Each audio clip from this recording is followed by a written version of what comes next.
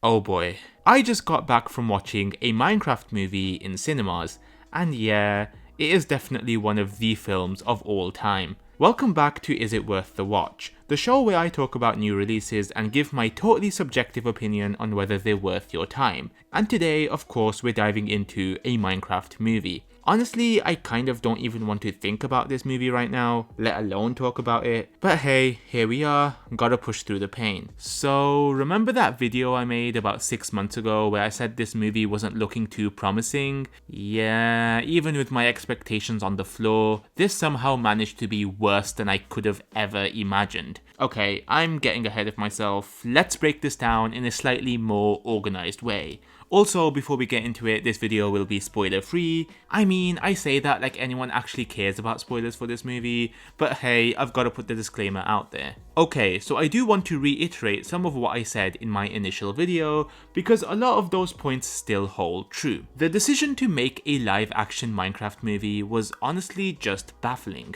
It makes no sense when you think about how expansive and visually distinct the Minecraft world is. That iconic blocky art style is a huge part of its identity. If you're going to make a Minecraft movie, animation feels like the obvious choice.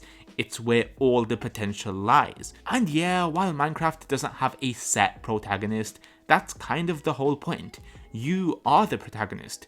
That's what makes it cool. There's also no traditional narrative baked into the game, but that doesn't mean you can't build one. Imagine a story that starts with a character spawning in the overworld, gathering resources, going to the nether, fighting the wither, and eventually reaching the end to take on the ender dragon. That's a natural progression that could have made for a genuinely compelling adventure.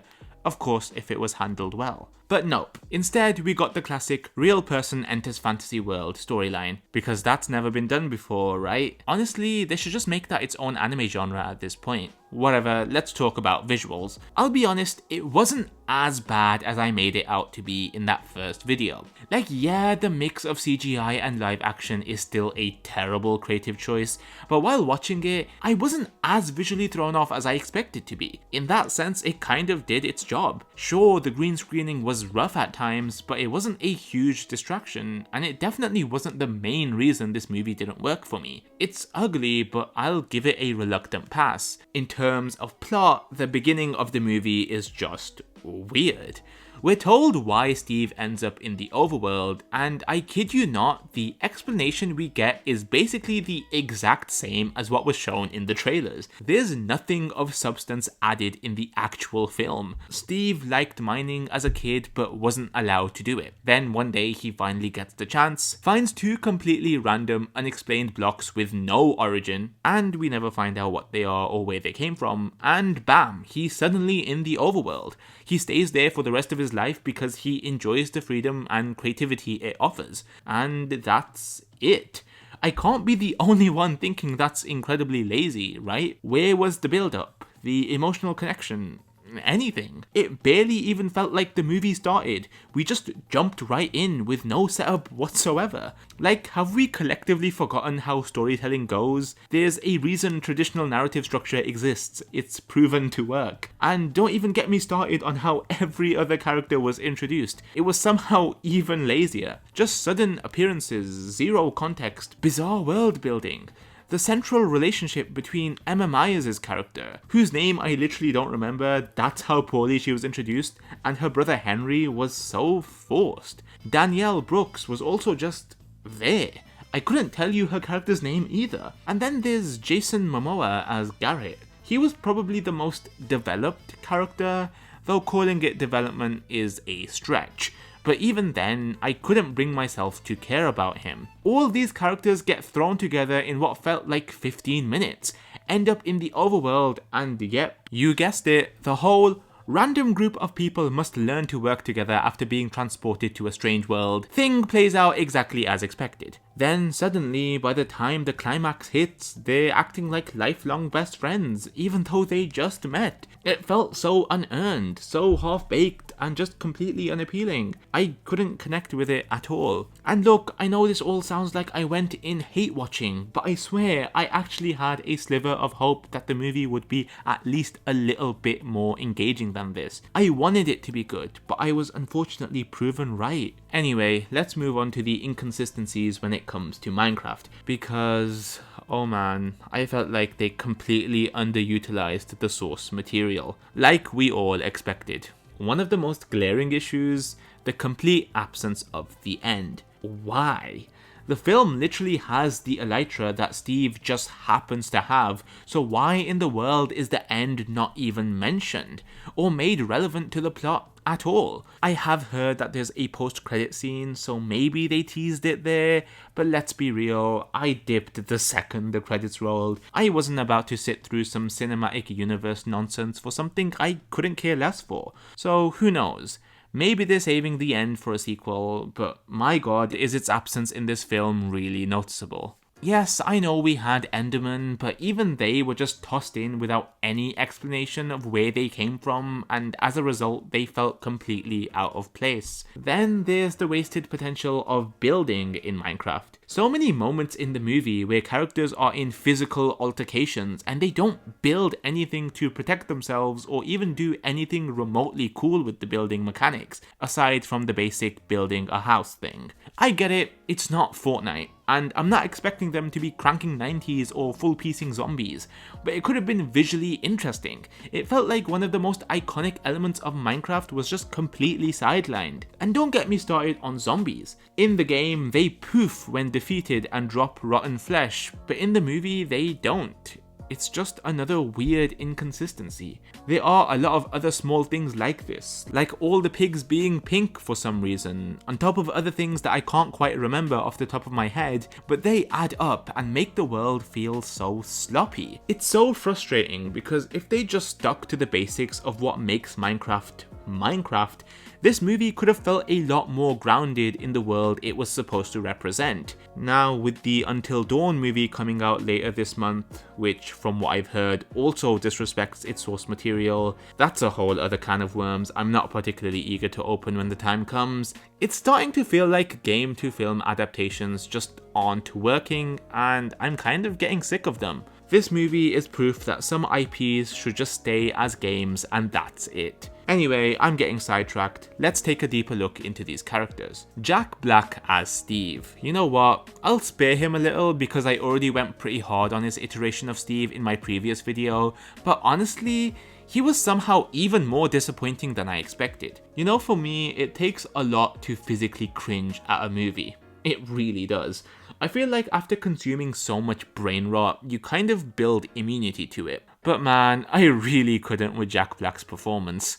His goofy one-liners, saying the names of Minecraft things out loud just for the sake of it, clearly designed to get a reaction from Minecraft fans so they can go, "Oh my god, it's a reference to Minecraft! I can't believe they said that in a film about Minecraft!" And don't get me started on his little Tenacious D/School of Rock-esque musical hooks. Totally out of place and just a cop-out to get some laughs from the kids. And believe me, they laughed. And that's honestly kind of the worst part, because his jokes had zero bite to them. It was like any scene he was in, he just cranked up the cringe factor by opening his mouth. Now, I want to make it clear this is not a knock on Jack Black as an actor. I thought he did a really good job as Bowser in the Super Mario Bros. Movie, but his performance in this just doesn't work for me. Jason Momoa is an interesting one because honestly, I didn't mind him for the most part. I just thought his character was a bit too silly and his story/motivations weren't convincing at all.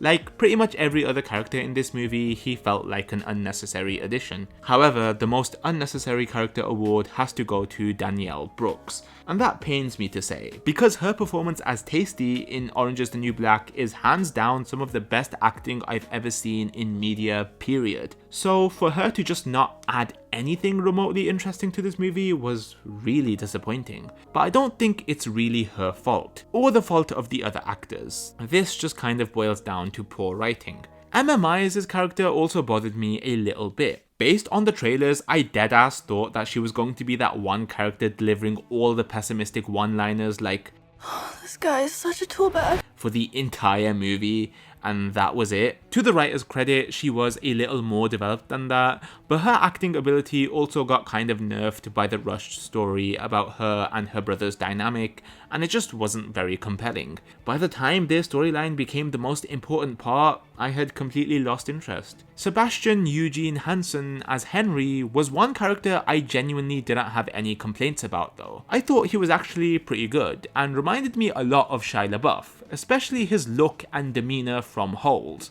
I don't know, maybe I'm the only one who thought that. Other than his conflict with his sister, I felt like his inclusion made the most sense. Using him to send the message that being creative shouldn't be shunned was kind of effective, especially since he was a kid himself, so I can't really fault him for that. As for the main villain though...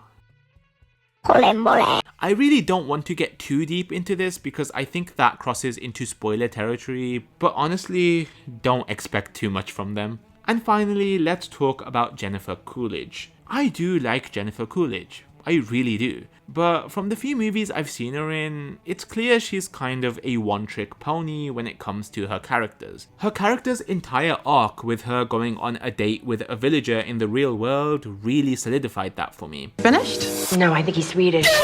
Honestly, I just couldn't wait for those scenes to be over every time we got to one. Call me a hater, but you know, if you've seen it once, you've seen it a million times. It just seems like her over-the-top, slow-speaking, quirky characters aren't really my kind of humor anymore. I might be alone in feeling that though. Okay, I've rambled enough. I just want to say that by the second half of this movie, I was completely checked out. The only thing that kept me watching was genuinely wondering how it would end, and I'm not sure if the payoff was worth it. The ending felt just as rushed as the rest of the film. So, to answer the question, is this film worth watching? I mean, let's be real, it's a huge no.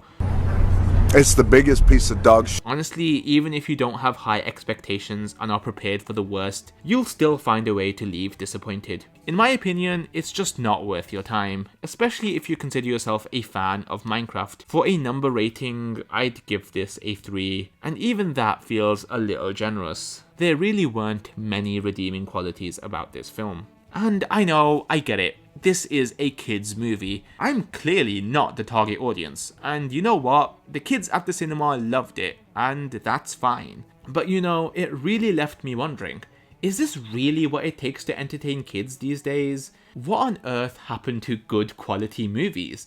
Some of the greatest kids movies ever are the ones that the whole family can enjoy. As much as I love clowning on Disney, they do deliver on that front most times with films like Encanto, a phenomenal movie with amazing messages that still hold up today. If there's one thing this Minecraft movie could have had going for it, it should have been how accessible it is for all audiences. But from what I saw, it completely missed the mark for older viewers, especially considering Minecraft is a franchise that grew up with a lot of us. But maybe I'm being too harsh on this film. Am I just too cynical about whimsy and fun? Because you know what, that very well could be the case. Anyway, I'll wrap up the video there. If you watched this movie, do you agree with what I've said? Did I miss any key points? Whatever it is, be sure to leave your thoughts down in the comments below, and I'll catch you all in the next one.